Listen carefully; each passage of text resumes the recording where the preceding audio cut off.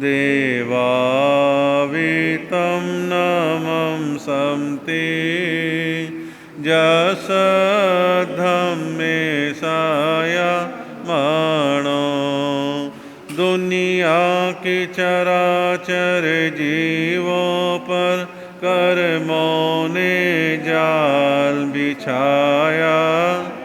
क्या साधुग्रस्त क्या बाल वृद्ध बस कोई न बचने पाया है। अति शुभ कर्मों के आने से संतों का समागम मिलता। जिन वाणी श्रवण करने से दुख जन्म मरण का मिटता है।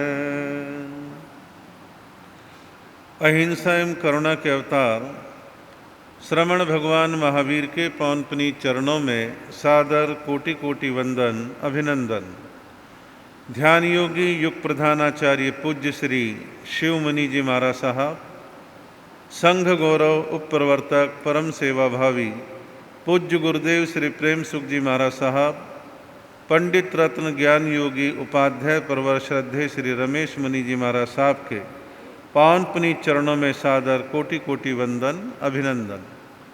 आदरणीय समादरणीय मुनिवृंद, उपस्थित धर्म प्रेमी बंधुओं, माताओं एवं बहनों, आप लोग लगातार चातुर्मास की स्थापना से श्रवण कर रहे हैं वीतराग श्रमण भगवान महावीर की अमृतमय वाणी, जिसमें विशेष तौर पर इस समय चर्चा चल रही है सूत्र कृतांग सूत्र के सूत्रों की चर्चा, सूक्तियों की चर्चा।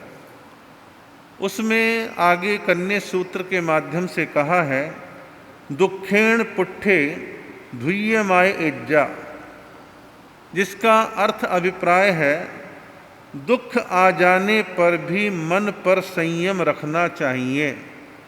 दुख आ जाने पर भी मन पर संयम रखना चाहिए। साधु हों या गृहस्थी हों, दुख किसी के भी जीवन में आ सकता है, लेकिन दुख तो आया, लेकिन हम अपने आप के मन पर संयम ना रख पाएं, नियंत्रण ना रख पाएं, भावनाओं पर कंट्रोल ना कर पाएं, तो ये गलत है।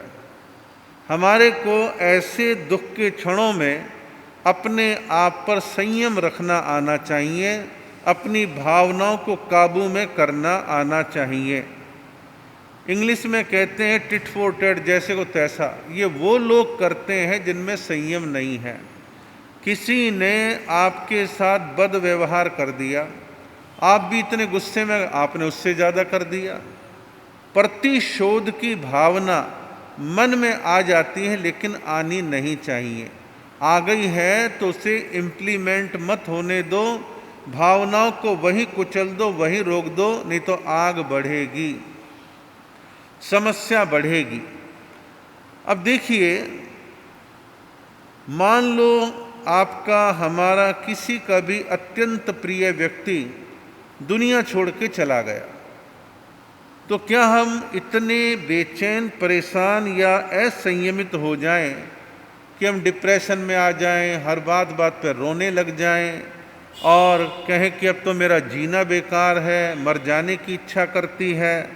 ऐसे भाव किसी के भी मन में नहीं आने चाहिए।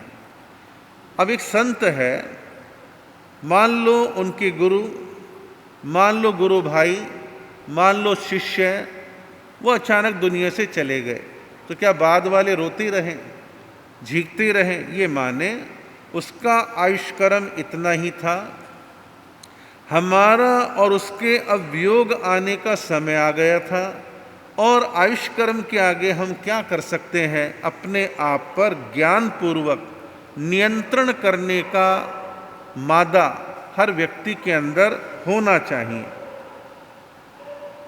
मान लीजिए कर्म योग से साधु को या गृहस्थी को कोई रोग बीमारी लग गई। फिर रोग बीमारी भी दो प्रकार की होती है, कि अभी छोटी मोटी बीमारी ठीक हो जाएगी, एक ऐसी बीमारी जो लाइलाज है, मान लो कैंसर हो गया किसी को, अंदर कोई दूसरी ऐसी गंभीर बीमारी हो गई, तो ऐसे क्षणों में आदमी अपने मन पर धैर्य रखे, कष्ट आया है, या तो ये दूर होगा या हम दुनिया से दूर होंगे, जो होगा सो होगा। तो अपने आप को ऐसे क्षणों में मजबूती के साथ रखना, अपने मन पर संयम रखना, दुख में घबराना नहीं, मनोबल को मजबूत और अच्छा बना करके रखना चाहिए। आगे अन्य सूत्र में कहा है, वेराइम कुवई वेरी तो वेरेहिम रज्जति।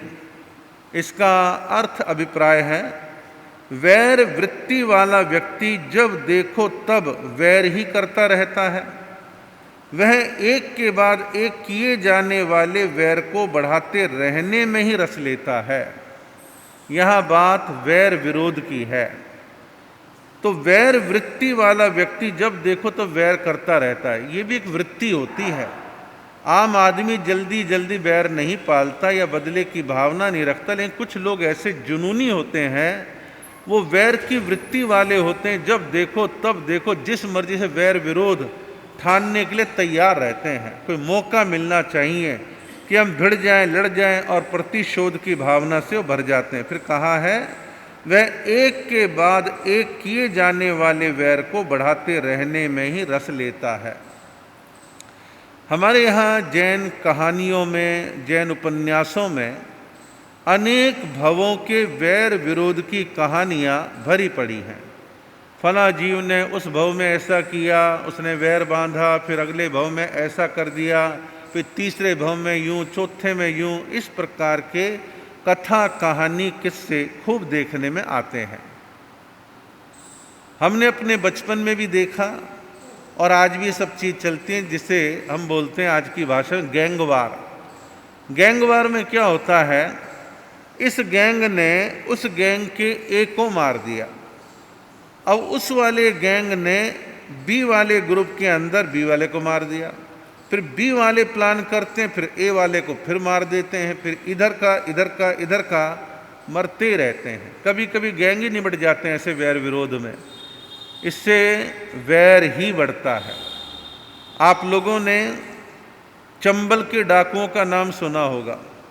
चंबल के डाकुओं में यही चलता है, या तो डाकुओं के दो ग्रुप भिड़ जाते हैं, या पुलिस और डाकुओं के ग्रुप चलते रहते हैं। आज ये दो पुलिस वाले मारे गए, अब पुलिस वालों ने बदले में 4 डाकू मार दिए, अब उन्होंने इसके मार दिए, फिर उन्होंने इसके मार दिए। तो ये गैंगवार जो है क्या है, ये वैर की वृत्ति का परिणाम है। किसी एक को तो से फुल स्टॉप करना होगा, पूर्ण विराम लगाना होगा, और वो रुक जाता है। ऐसा नहीं रुकता भाई, रोकने की कोशिश करो तो रुकेगा। अब एक 10 मीटर लंबा कपड़ा है, उसमें आग लग रही है, और भाई आग को एक जगह कहीं तो कंट्रोल करके बुझाओगे, फिर सारा थान जलेगा। तो आवश्यकता है कि वैर की वृत्ति को हम रोकें। रोकने के 2 उपाय हैं, समझौता करना, ज्ञानपूर्वक समझौता करना। समझौता करना कोई नाक कटने का विषय नहीं है। समझौता वही लोग करते जो विवेकशील समझदार हैं। अब जो क्रोधी चंडाल प्रवृत्ति के हैं, वैरी विरोधी हो, तो कहते हैं कायर हैं समझौता करने वाले, हम तो मार देंगे, निपटा देंगे, ऐसा कर देंगे, वैसा कर देंगे। कभी खून से सने कपड़े को खून से धोया जा सकता है? कभी भी नहीं। उसे स्वच्छ करने के लिए निर्मल पानी चाहिए, दाग धुल जाएगा, साफ हो जाएगा। लेकिन वैर से तो वैर बढ़ेगा, वैर की वृत्ति से वैर बढ़ता है। आवश्यकता है इन चीज़ों को सही रूप देने की हम अपने ज्ञान से कोशिश करें। तो पहला है समझौता करना, दूसरा है सहिष्णुता, सहनशीलता, बर्दाश्त करना। देखिए, सहनशीलता और असहिष्णुता, इसके हम 2 ग्रेड देखते हैं। एक ग्रेड क्या है, हमारे और आपके ए और बी के व्यक्तिगत जीवन में सहनशीलता नहीं है। यदि ए और बी में किसी कारण से सहनशीलता नहीं है, वो शायद सारी कम्युनिटी का इतना नुकसान ना करे। जो सारी कम्युनिटी असहिष्णु हो जाती है, नेता या उनके लीडर भड़का भड़का के आग लगाते हैं, तो उसका घातक नुकसान होता है। मैं पिछले कुछ 5-7 सालों में जैन समाज में एक परिवर्तन देख रहा हूँ। परिवर्तन क्या देख रहा हूँ? जैनों में जो युवा हैं, पहले जैन आम श्रावक श्राविका बड़ा सहिष्णु होता था, गम की घूंट को पीने की क्षमता रखता था और बात को वही दबा देता था, तो हमारा ज़्यादा नुकसान नहीं होता था, ज़्यादा नुकसान नहीं होता था। जो नई पीढ़ी है उसके ऊपर उग्र हिंदूवाद का असर आ रहा है। कारण क्या कि हमारे समाज के बच्चे आरएसएस की शाखा में जाते हैं, कोई विश्व हिंदू परिषद से, कोई बजरंग दल से, कोई शिवसेना से, बीजेपी से जुड़े हुए हैं। वहाँ इस समय एक लहर चल रही है उग्र हिंदूवाद की। उसका कारण है कि वहाँ जो है इसके माध्यम से वोटों का ध्रुवीकरण होता है, वोटों का ध्रुवीकरण होता है, उससे सत्ता मिलती है। लेकिन कोई ठंडे दिमाग से नहीं सोचता पूरे राष्ट्र में संदेश क्या जा रहा है, पूरी कम्युनिटी जहरीली बन रही है और उसका परिणाम है कभी इस वर्ग के लोग मारे जाते हैं, कभी उस वर्ग के लोग मारे जाते हैं, अपराधी बचकर के निकल जाते हैं। आज अहिंसावादी, गांधीवादी जब इस प्रकार के अमनो चमन की, शांति की, प्रेम की, सहिष्णुता की बात की जाती है, उन्हें नपुंसक कहते हैं, कायर कहते हैं, डरपोक कहते हैं, बुज़दिल कहते हैं। इससे होगा क्या? आज तालिबान वाली स्थितियां वहाँ हैं और 20 साल बाद यहाँ हो जाएंगी। कल मैं एक मुस्लिम धर्मगुरु का एक संदेश सुन रहा था, संदेश भी नहीं कहूँगा, वो अपने वर्तमान हालात पर कुछ कह रहे थे और उनके बारे में जो मेरी जानकारी है, बड़े विद्वान हैं, बड़े सहिष्णु और हिंदू मुस्लिम की एकता के पक्षधर हैं। वो अपनी चिंता व्यक्त कर रहे थे। उनकी सुनवाई मुस्लिम समाज में यूं होती है झटके में। वो कह रहे थे कि हम ये महसूस कर रहे हैं कि जिन भावनाओं के साथ आज़ादी के बाद हमें यहाँ पर रहने के लिए कहा गया था और ये कहा गया था कि हम यहाँ पर धर्मनिरपेक्ष राष्ट्र रखेंगे, लेकिन जितना जितना जितना जितना हमारे समुदाय को आप बार बार असुरक्षा की भावना पैदा करोगे तो उसकी प्रतिक्रिया होगी। और मैं ये नहीं कह रहा कि ए दोषी है या बी दोषी है, दोष दोनों तरफ हो सकता है, लेकिन इसको सुधारेगा कौन? पुलिस नहीं सुधारेगी। इसे सुधारेंगे राजनेताओं की समझ, राजनेताओं का विवेक। और जब वोटों के चक्कर में विवेक समाप्त हो जाए तो खतरा ज़्यादा होता है। जब बड़े लोगों का एक बयान आता है, सब शांति बरतें, कानून अपना काम करेगा, लोग सोचते हैं हाँ ठीक है। और जब नेता ही कहें देख लेंगे, निपटा देंगे और ऐसा कर देंगे, दोनों तरफ के कह रहा हूँ मैं, एक का नहीं, तो ये गलत हो जाता है। आवश्यकता है यहाँ जो संदेश भगवान महावीर के संदेश से मेरा अपना अनुभव है और हजारों साधकों का अनुभव है। ये संदेश 2500 साल पहले जितने उपयोगी थे आज भी उतने उपयोगी हैं और भविष्य में भी उतने ही उपयोगी होंगे। ये ज्ञानियों का वचन है और इन वचनों को के पढ़ेगा, सुनेगा, जानेगा, समझेगा तो ठीक है, नहीं तो आग में हाथ जलाओ, परिणाम भोगो, बाद में समझ लो। लेकिन आग लगे ही क्यों, ऐसा प्रयत्न हमारे को, आपको सभी को करना चाहिए। तो यहाँ संदेश है कि वैर विरोध की प्रवृत्ति को नहीं बढ़ाना। आगे कहा है, जहाँ कुम्मे से अंगाइन से देहे समाहरे एवं पावाई मेहावी अज्जप पेड़ समाहरे। इसका अर्थ अभिप्राय है, कछुआ जिस प्रकार अपने अंगों को अंदर में समेटकर खतरे से बाहर हो जाता है, वैसे ही साधक भी अध्यात्म योग के द्वारा अंतर्मुख होकर अपने को पाप प्रवृत्तियों से सुरक्षित रखे। कछुए के बारे में एक उसकी जो वृत्ति है बड़ी फेमस है।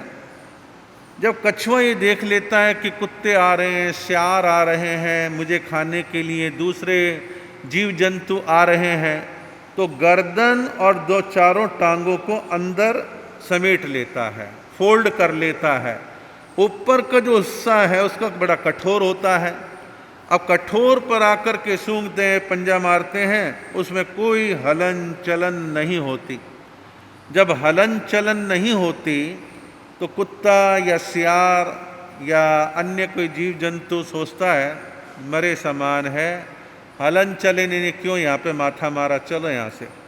फिर कछुआ देखता है मैं सुरक्षित हूँ, फिर चल करके अपने बिल में या जहाँ भी उसे जाना है वो चला जाता है और सुरक्षित रहता है। अब कछुए ने क्या कायरता का काम करा, समझदारी का काम करा। अब इसको आप दो तरह से घटित कर सकते हैं। एक है बाहर का जीवन।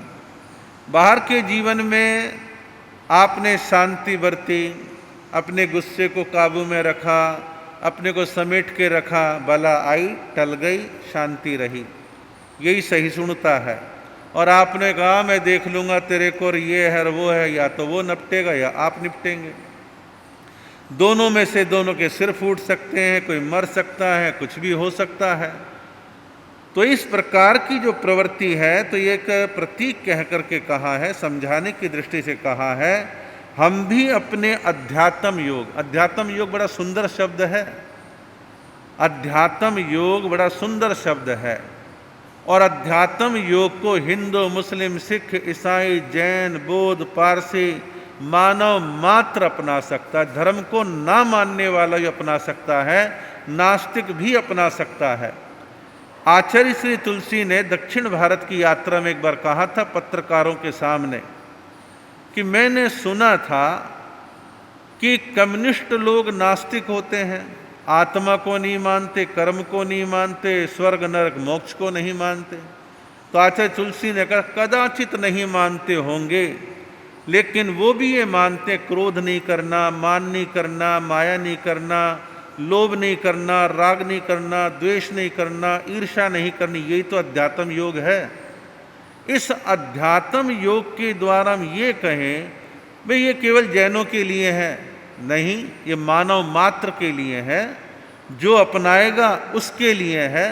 तो अध्यात्म योग जो है हमारे को एक ऐसी कला सिखा देता है कि हम बाहर की अनेक पापमय वृत्तियों से अपने आप को बचा लेते हैं। अब बतलाइए, शाकाहार है, ये कह दे कि फला जाति और धर्म वाले के लिए, दूसरों के लिए नहीं है, मानव मात्र के लिए शाकाहार की बात है। अहिंसा की बात मानव मात्र के लिए, दया करुणा की बात मानव मात्र के लिए है। तो अध्यात्म योग को अपनाने वाले उसके द्वारा अंतर्मुख होकर अपने को अनेक पापमय प्रवृत्तियों से अपने को बचा लेते हैं। अध्यात्म योग में कंट्रोल क्या? मन और इंद्रियों पर कंट्रोल आ जाएगा। मन और इंद्रियों पर कंट्रोल है तो कई प्रकार का असंयम आपके जीवन से गया और संयम आपके जीवन के अंदर बचेगा। फिर आगे अगले सूत्र में कहा है, साता गारव निहुए उस संतेणे हिए चरे। कहा है साधक सुख सुविधा की भावना से अनपेक्ष रहकर उपशांत एवं दंभ रहित होकर के विचरण करे। साधक सुख सुविधा की भावना से निरपेक्ष रह करके उपशांत एवं दंभ यानी घमंड रहित होकर के विचरण करे। साधु सुविधाओं की अपेक्षा ना रखे, ये मोटा सा भाव है, किसी हद तक सत्य भी है। लेकिन आज हम संतों के संघनन, वर्तमान का वातावरण ऐसा बन चुका है कि हम पूर्ण रूप से निरपेक्ष नहीं रह सकते और कुछ बेसिक सुविधाएं संत जीवन के लिए वर्तमान में आवश्यक हो गई हैं। क्या पेड़ के नीचे गुफाओं में वर्तमान में रह सकते हैं? स्थानक चाहिए। शौच की क्रिया के लिए बाहर खुले में जाने का वातावरण है? नहीं है। फ्लश वर्तमान समय की नेसेसिटी है, लग्जरियस नहीं है, नेसेसिटी है, आवश्यकता है। 40-45 डिग्री टेम्परेचर में भीषण गर्मी होती है। चतुर्विध संघ मिलजुल करके समय, दर्व, क्षेत्र, काल, भाव के अनुसार इन पंखुड़ियों को चला लेता है। ये भी परिवर्तन है। लेकिन एक होता है लग्जरियस, कि मुझे लग्जरियस वातावरण चाहिए, और कदाचित मान लो सहज रूप से मिल गए तो उसमें सहज रहे, लेकिन बात बात में ये ना मुझे तो यही चाहिए, वो ही चाहिए, ऐसा ही चाहिए, इस प्रकार की अपेक्षा जो है साधु जीवन में शोभनीय नहीं है। अब मान लो आज हमारा जो साधु जीवन है वो व्यक्तिगत ना रहकर, व्यक्तिगत तो है लेकिन बहुत ज़्यादा व्यक्तिगत भी ना रहकर सामाजिक है, या यूं कहें संस्थागत है। तो संस्थागत में कुछ बातें समाज से और साधुओं की समाज की जुड़ जाती हैं। अब उदाहरण देता हूं, एक कस्बा है, वह 20-30-50 घर हैं। साधु आए, उन 20-30 घरों में ना प्रवचन दिया, ना गोचरी ली, ना कुछ करा, बाहर की बाहर निकल गए। तो समाज कहता है देखो महाराज आए, रुके नहीं, ऐसा कैसे चलेगा, बच्चों को संस्कार कैसे मिलेंगे, क्या हमें धर्म लाभ सुनने का अधिकार नहीं है? उनकी अपेक्षा अपनी जगह सही है। साधु जाए, ना गोचरी की व्यवस्था है, ना प्रवचन का कोई रंग ढंग है, ना साफ सफाई है, तो साधु इतनी तो अपेक्षा रखेगा, मैं एक समाज में जी रहा हूं तो समाज इतनी बेसिक व्यवस्थाएं तो करे, और समाज इतनी बेसिक व्यवस्था भी ना करे, साधु के मन में शिकायत भाव पैदा तो होगा। हम आपको संभालें, आप हमें संभालें, यही चतुर्विध संघ का स्वस्थ स्वरूप है। और यदि इसके ताने बाने ढीले पड़ेंगे तो इसका दूरगामी परिणाम अच्छा नहीं आएगा, हमारे लिए भी और आपके लिए भी। तो हमारे को इन सब चीज़ों को समझने की आवश्यकता है। अब उदाहरण दूसरा देता हूं, एक साधु साध्वी जी महाराज गंभीर बीमार हो गए, कोई ऑपरेशन होना या अन्य कोई प्रॉब्लम है। कोई समाज का व्यक्ति गया, एडमिट करा के आगे, दोबारा कोई झांकने नहीं गया, तो क्या मन में खेद भाव नहीं आएगा? क्या मन में अपेक्षा नहीं रहेगी कोई तो आए, कोई तो संभाले? साधु भी विहार करते हैं और साध्वियाँ भी विहार करती हैं। साधु पुरुष हैं, पुरुषों की प्राकृतिक क्षमता अलग है, हमारे साथ कोई नहीं होगा चलेगा, लेकिन साध्वियों के साथ 4 आदमी एक क्षेत्र से दूसरे क्षेत्र में विहार करवा करके आए। सुरक्षा की दृष्टि से कह रहा हूं, वर्तमान में बलात्कार के केस, छेड़छाड़ के केस, रेप के केस बहुत बढ़ रहे हैं। इसका कारण है इंटरनेट के माध्यम से अश्लीलता बहुत मात्रा में परोसी जा रही है, वाहियातपना बहुत बढ़ रहा है, और युवाओं के अंदर विकार भाव अनियंत्रित हो रहे हैं। मैं डिटेल में सवेरे अखबार में पढ़ा, बड़ा दंग रह गया। 11 साल की बच्ची प्रेग्नेंट हो गई और जोधपुर के हॉस्पिटल में उसके बालक का जन्म हुआ है। माँ बाप झरझर रो रहे हैं कि हुआ तो हुआ क्या। गर्भ जो है उसका एक स्वस्थ महिला की तरह बाहर प्रकट नहीं हुआ, गोपनीय रहा। वेदना होती है, सोचा दर्द होगा पेट में, कीड़े होंगे पेट में, कोई दूसरी प्रॉब्लम होगी, गैस बनी होगी। हॉस्पिटलों में डॉक्टरों ने जांच करी, दंग रह गए। उस 12 साल की बच्ची को बालक हुआ है, आश्चर्य है। और कोरोना के पहली लहर के बाद कुछ समय के लिए स्कूल खुला और 3 बच्चे जिनकी 12-12, 13-13 साल की उम्र रही होगी, उन्हें उसका अपहरण कुछ समय के लिए किया, बलात्कार किया।